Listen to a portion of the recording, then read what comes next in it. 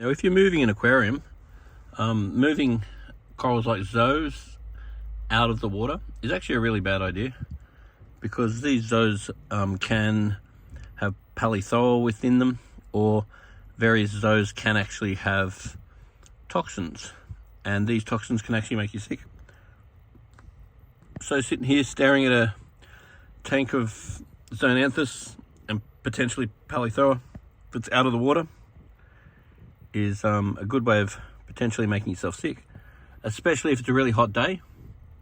So anyway, do as I say, don't do as I do. Now, whenever looking for somewhere to put an aquarium, what we're looking for is through support. So this actually feels very strong. So in the short term, my concerns are low, but what we're really looking for is that we've got a support there and we've got a support there.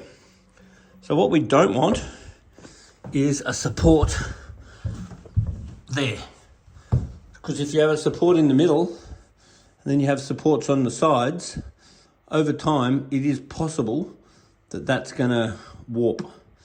And the key to a fish tank is a flat level surface, because glass is very, very strong that way. It's not strong, the silicon, sorry. It's not strong that way. It's very strong that way. So if it's not flat, it can actually give. So when you're placing it, I want supports under the supports. So in this case, we're going to get a couple of adjustable legs and put them one there, just to buff that up. If possible, even 4. I mean, 2 would probably do it, but 4 would be even better, just to make sure that we've got good support. And the bigger the tank, the more concern.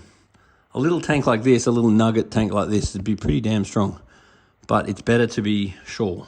In this Red Sea aquarium, we've got water getting pumped from the back into the aquarium.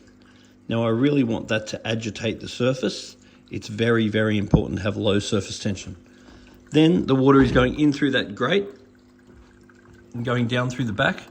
You'll see in here there's a filter sock. So if you pull this out and give that a clean every now and then, that's where all your crap gets caught. So give that a clean at least once a week. Then it goes past the protein skimmer, which we'll talk about later. And then it goes past the heater, and it goes past your biological media, and it goes into a sump. Now this sump is where the water gets pumped back into the aquarium again. So when the water goes down, because you'll be amazed how much water evaporates, then you've got to replace the water with fresh water, not with salt water. So what Red Sea have done fairly ingeniously is this here is your top up. So this has a little float underneath it. So what happens is over time, this water is going to evaporate. So when you see this empty, you have to fill it up again. And I really want you filling it up with RO water, not tap water, because tap water contains a whole lot of crap in it. So we use RO water to fill this little top up. You'll be doing that at least once a week, depending on the amount of evaporation in your house. And from one season to another, or one person's house to another person's house, there can be a huge variance of evaporation. So be ready for it.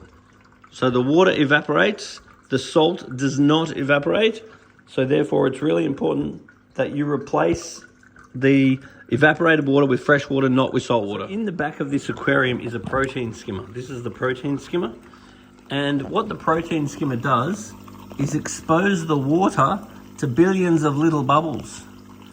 Now, the idea is for the waste to bond with the bubbles and come up and out.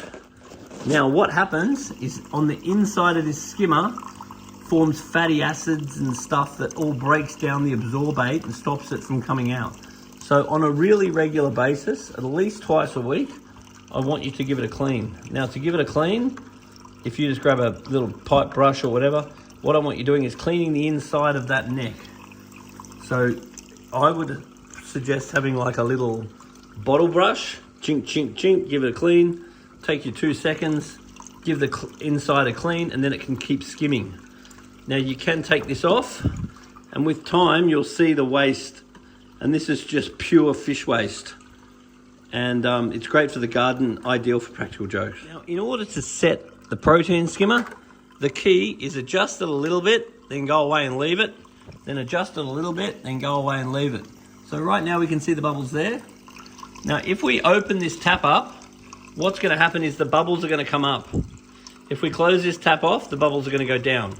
So right now I'm not going to do anything, because with time, as that waste builds up, if it starts to get discolored, I want the discolored stuff coming out. If I got clear coming out, then I want to turn it down.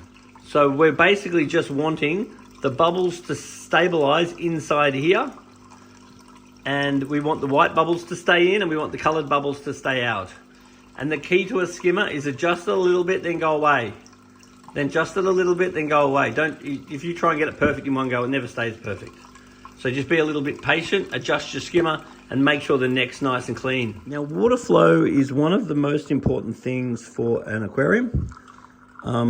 Surface agitation is number one. Gas exchange will then be possible. Now we've got this on, and it's aiming slightly up and agitating the water beautifully. There's various presets that are available within these pumps, and this one will ramp up and ramp down, giving varied water flow. You can turn it up, you can turn it down. They're very fancy these days, the wave makers. So good water flow is a very, very important thing. If you see your corals are struggling like they're doing this, then maybe it's time to put your water flow down. If you see your corals not moving enough, then maybe it's time to put your water flow up. So this one was already set in our shop, so chances are it will be fine.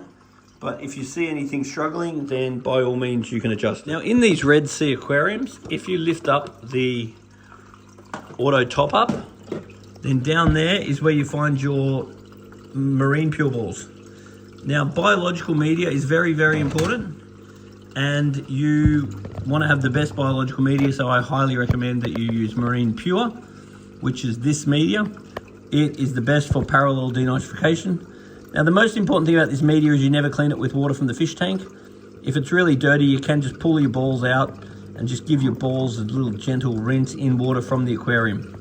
Now next to that, you can also see the light on the heater. So that's the heater, and the heater will turn the light on when the temperature is below what it's set for, which would typically be 24, 25 degrees. Now if this position in the house gets too hot, then don't be afraid to grab a clip-on fan that blows into the tank and cools the tank. Because the heater heats the water, the heater does not chill the water. So you do have to watch the temperature in summertime. You've got a thermometer here that can tell you the temperature. And then if your temperature is a bit high, we've got to blow a fan over the surface. If it was crazy high, then you might even want to consider a chiller. Now, in reference to the salt level of your aquarium, there's various ways to go about testing it. Now this one is just a basic hydrometer.